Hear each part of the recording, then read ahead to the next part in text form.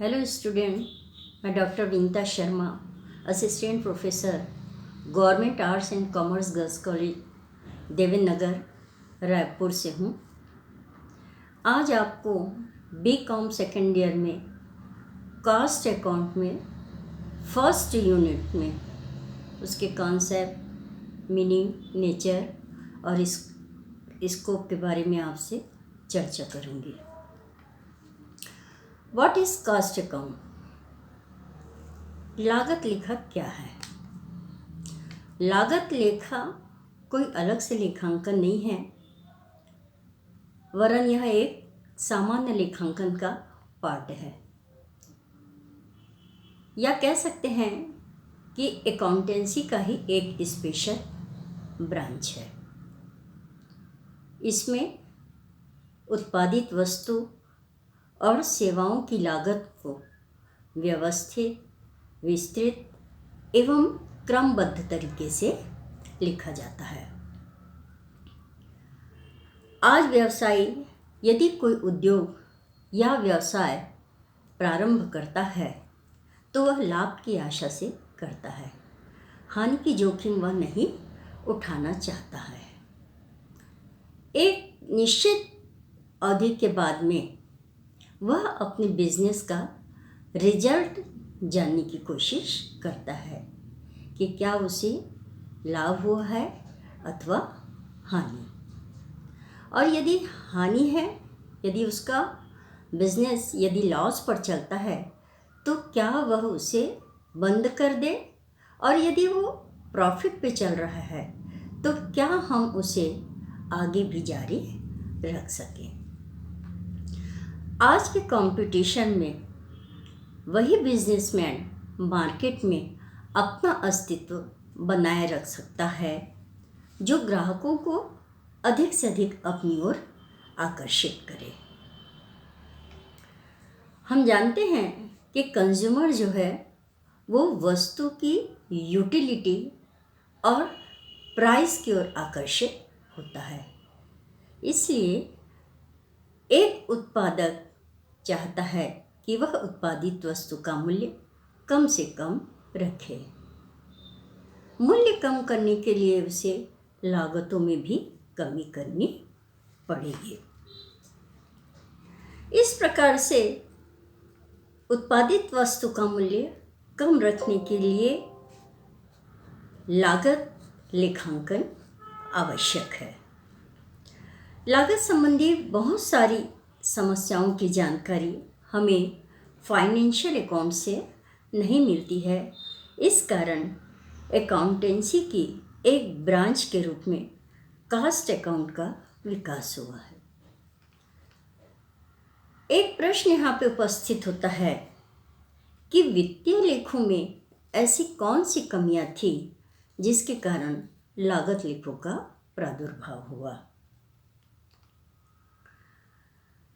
इसका कारण है कि वित्तीय लेखे लागत लेखे के उद्देश्यों को पूरा करने में असमर्थ रहते हैं, क्योंकि फाइनेंशियल आवश्यक सूचनाएं प्रदान नहीं करता है।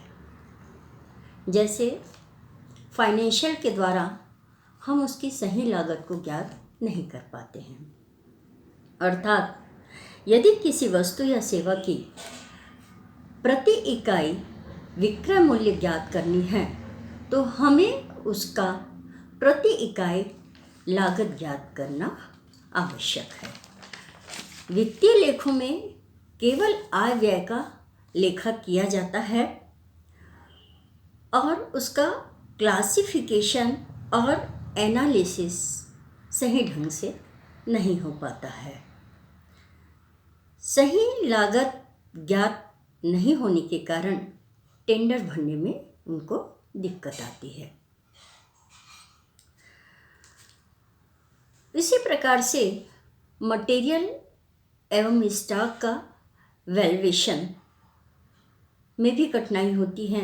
फाइनेंशियल में ओपनिंग और क्लोजिंग स्टॉक का वैल्यूएशन तो किया जाता है, लेकिन विभिन्न डिपार्टमेंट को तथा डिफरेंट जॉब को कितना मटेरियल किस प्राइस पर किस डेट पर इशू हुआ है इसकी जानकारी नहीं हो पाती है।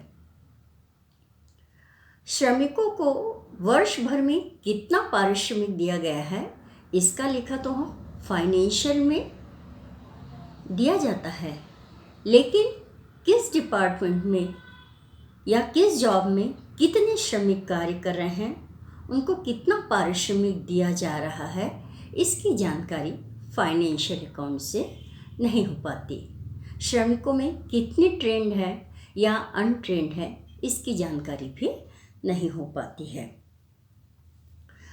फाइनेंशियल अकाउंट में टोटल प्रॉफिट दिखाया जाता है, लेकिन इस बात का ध्यान नहीं रखा जाता है कि उत्पादन कार्य में कौन सा डिपार्टमेंट प्रॉफिट पर चल रहा है और कौन सा डिपार्टमेंट लॉस पर चल रहा है। क्या जिसमें लॉस हो रहा है उस डिपार्टमेंट को बंद कर दिया जाए, ये जानकारी हमको फाइनेंशियल अकाउंट नहीं देता है।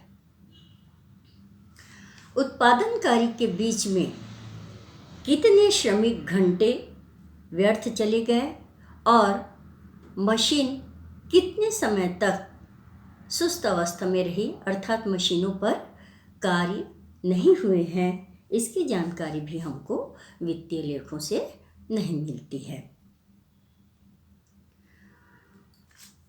उत्पादकों को समय समय पर अपने वस्तु के विक्रय के लिए टेंडर बनाने पड़ते हैं।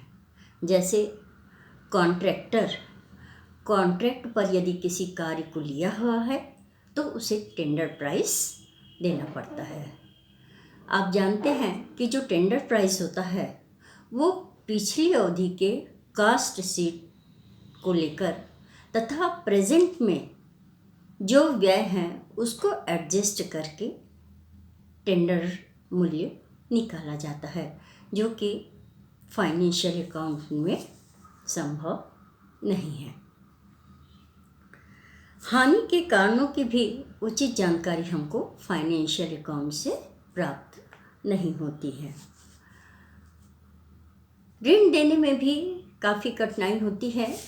बैंक या बीमा कंपनियों को या वित्त जो निगम हैं उनको फाइनेंशियल अकाउंट के द्वारा लागत संबंधी उचित आंकड़े प्राप्त नहीं हो पाते हैं, इसलिए लोन देने में भी उनको परेशानी होती है। दो व्यवसायों की पर्याप्त आंकड़ों के आधार पर वित्तीय लेख में तुलना करना भी कठिन हो जाता है।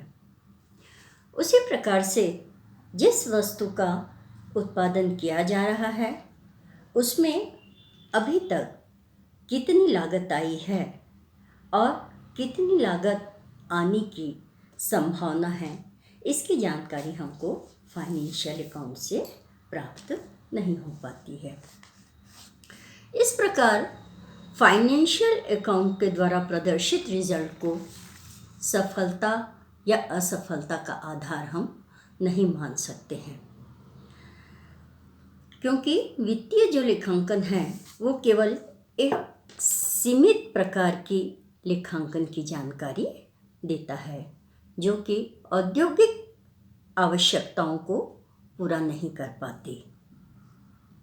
इन्हीं कमियों को लागत लेखांकन के द्वारा दूर किया जाता है।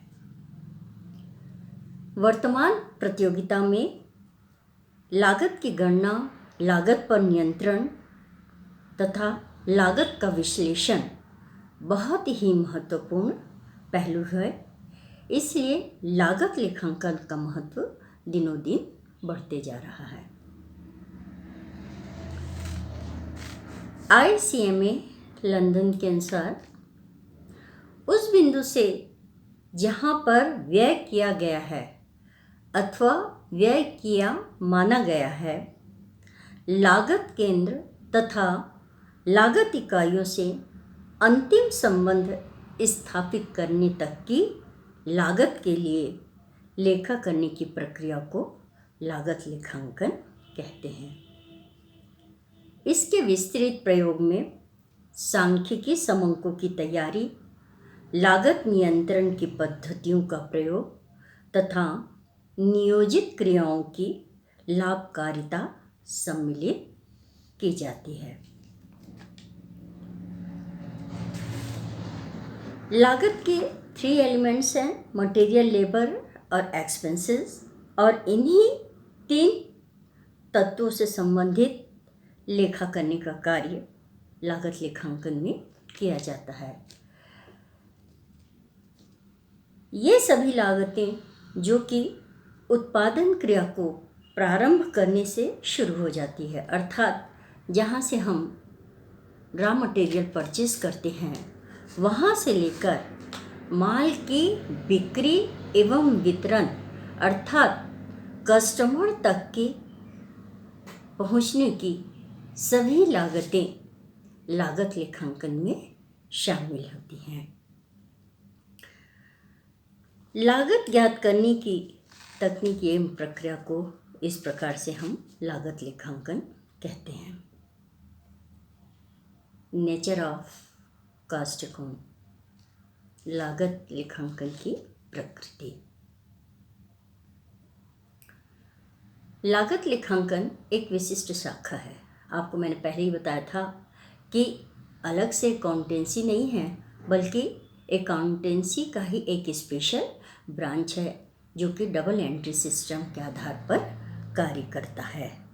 लागतों को एकत्रित करना, उनका वर्गीकरण करना इत्यादि इसमें शामिल है। लागत लेखांकन कला और विज्ञान भी है। सुव्यवस्थित ज्ञान को हम विज्ञान कहते हैं। इसी प्रकार से लागत लेखांकन के अपने नियम और सिद्धांत में हैं, जिसमें लागतों को नियमित रूप से और व्यवस्थित रूप से लिखा जाता है। लागत लेखांकन कला है, इसके अपने मेथड हैं, अपनी टेक्निक है और स्टैटिस्टिकल डाटा के आधार पर व्यावसायिक समस्याओं का हल निकालने में भी इसका प्रयोग करते हैं। आजकल पेशे के रूप में भी इसको मान्यता प्राप्त है। Institute of cost and works accountant of India के द्वारा कास्ट अकाउंटेंट को पेशेवर बनाया जा रहा है। इसके लिए उनको ट्रेनिंग दी जाती है। इसी प्रकार से प्रबंध के विभिन्न स्तरों पर भी निर्णय लेने के लिए यह उपयोगी मार्गदर्शक के रूप में कार्य करता है। Thank you.